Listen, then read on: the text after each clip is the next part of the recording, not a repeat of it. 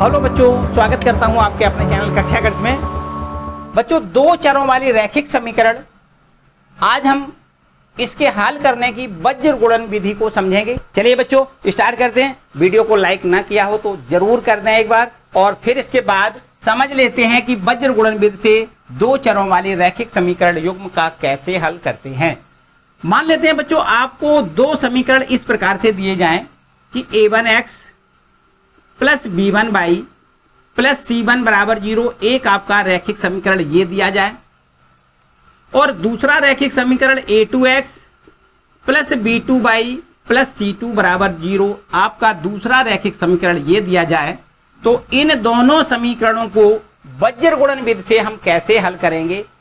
यहां पर एक बहुत बढ़िया ट्रिक वाली बात आपको समझनी है। हालांकि इसको अगर हम यहां पर विलोपन विधि से पहले हल कर लें तो अभी x और y के मान ज्ञात हो जाएंगे।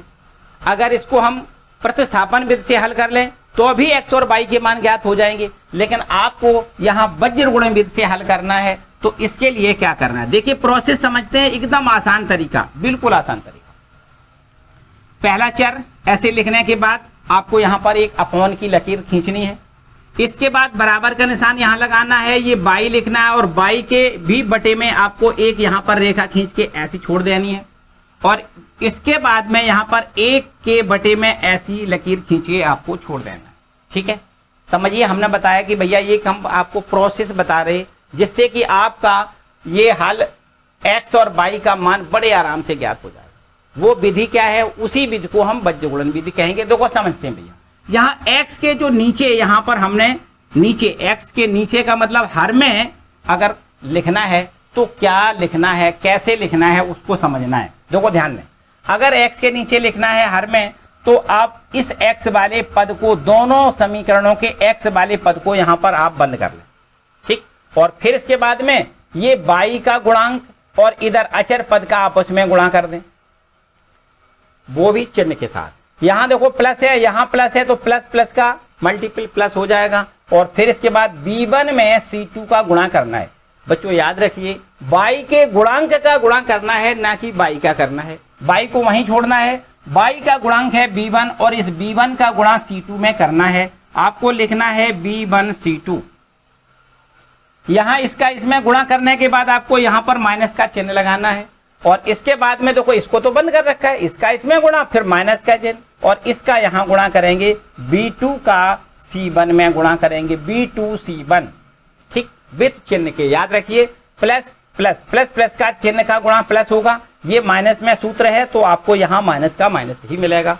यदि इन दोनों का गुणनफल माइनस हो जाता तब यहां माइनस माइनस प्लस बना देते, ये याद रखिएगा। ठीक है, ये तो आपको x के नीचे लिखना है। इसके बाद अब यहां पर y के नीचे क्या लिखना है, y के हर में क्या लिखना है, उसमें y के नीचे अगर लिखना है तो आपको फिर y के इन दोनों पदों को यहां पर ब्लैंक कर लेना है, यहां खाली ऐसे बंद कर लो, है ना, बंद कर लो। और फिर इसके बाद में इसका इसमें पहले गुणा करना है, काय का काय में, x के गुणांक का और इस अचर पद का आपस में गुणा कर देना है, क्योंकि इसको हमने बंद कर लिया इसको, तो इसका गुणा इसमें करना है। याद रखिए, धोखे से इसका इसमें गुणा बाद में करना है। याद रखिए, पहले इसका इसमें करोगे तो यहां पर c1 का a2 में गुणा करोगे, c1 a2, फिर माइनस का निशान लगाओ, और फिर x के गुणांक का अचर पद इसमें गुणा करेंगे, मतलब a1 c2, a1 c2। ठीक है, और इसके बाद इस अचर पद के नीचे लिखना है, आपको एक के नीचे लिखना है, तो इस अचर पद को आपको बंद करना है। फिर वही काम, x के गुणांक और y के गुणांक का आपस में गुणा करना है, a1 b2, क्या करना है, a1 b2 करना है, फिर माइनस का चिन्ह लगाओगे, और इसके बाद में देखो ध्यान दें, y के गुणांक और x के गुणांक का आपस में गुणा करेंगे, b1 a2, क्या लिखेंगे, b1 a2 लिखेंगे। बस इतनी बात अगर आपके समझ में आ गई तो समझो वज्र गुणन का आपका काम खत्म हो गया। एक बार फिर से देख लो, एक बार फिर से देख लो, बड़े आराम से समझो। देखो ध्यान दें, यहां अगर हम x के नीचे लिखेंगे, इस x वाले कॉलम को, ये x वाले पद बंद कर दें, और फिर इसके बाद में क्या करेंगे, y के गुणांक और इस अचर पद का आपस में गुणा करेंगे, तो यहां पर देखो b1 का c2 में गुणा, b1 c2, यहां पर देखो b1 c2, ये लिख गया b1 c2। यहाँ इनका गुणा करने के बाद यहाँ पर आपको माइनस का साइन लगाना है, ये माइनस का निशान लगाना है, और फिर इसके बाद में यहाँ पर इसका इसमें गुणा और इसका इसमें। देखो ध्यान दें, इस अचर पद का ये बाई के गुणांक में गुणा करना है, तो बाई का गुणांक है b2, b2 का गुणा c1 में करना है, तो b2 इंटू c1 लिखना है। ठीक, क्लियर बात। अब यहाँ पर बाई के नीचे लिखना है, बाई के हर में लिखना है, तो क्या करोगे, इसको बंद कर दो, और बंद करने के बाद याद रखो उल्टा पहले गुणा करेंगे। अब इसमें हम ऐसे ऐसे गुणा करते हैं, और बीच वाले में क्या करेंगे, ऐसे पहले करेंगे। तो यहाँ इसका गुणा इसमें करना है। जब ये वाला बंद हो जाएगा, बाई के पद ये बंद हो जाएंगे, इसको यहाँ छुपा दें, मतलब अपनी गलती ना हो इसलिए इसको क्या करते, छुपा दें। और c1 का गुणा x के गुणांक में करें, c1 का गुणा a2 में करें, c1 इंटू a2। इसके बाद माइनस का निशान लगाओ, और फिर इसके बाद में देखो a1 c2, a1 का गुणा c2 में करें, x के गुणांक का इस अचर पद में गुणा कर दें।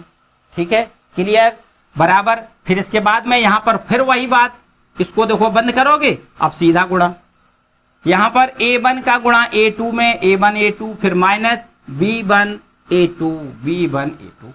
ठीक है भाई, अगर इतना समझ में आ गया तो समझो अब आंसर आ गया। बस एक लाइन में ही आंसर है, सबसे सरल और अच्छी विधि हम इसको कह सकते हैं, बिल्कुल सिंपल सी बात।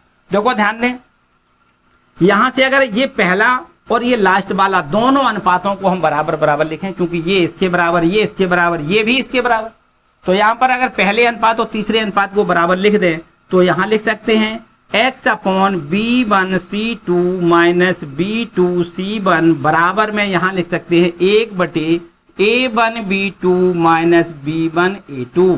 ठीक, ये और ये हमने बराबर लिख लिया।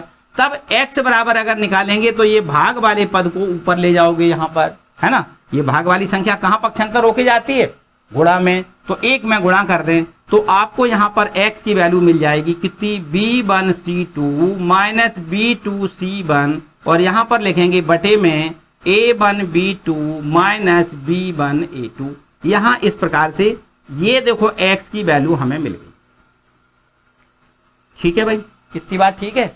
और बिल्कुल ठीक इसी प्रकार से अगर इस अनुपात को इसके बराबर कर दें तो यहां हम लिख सकते हैं y upon c1 a2 minus a1 c2 बराबर में यहां लिखेंगे 1 बटे में a1 b2 minus b1 a2। बस इस भाग वाले पद को अगर ऊपर की तरफ यहां पर भाग से उधर ले जाओगे तो कहां जाएगा, गुणा में, तो आपको यहां पर मिल जाएगा y बराबर c1 a2 minus a1 c2 divided by a1 b2 minus b1 a2।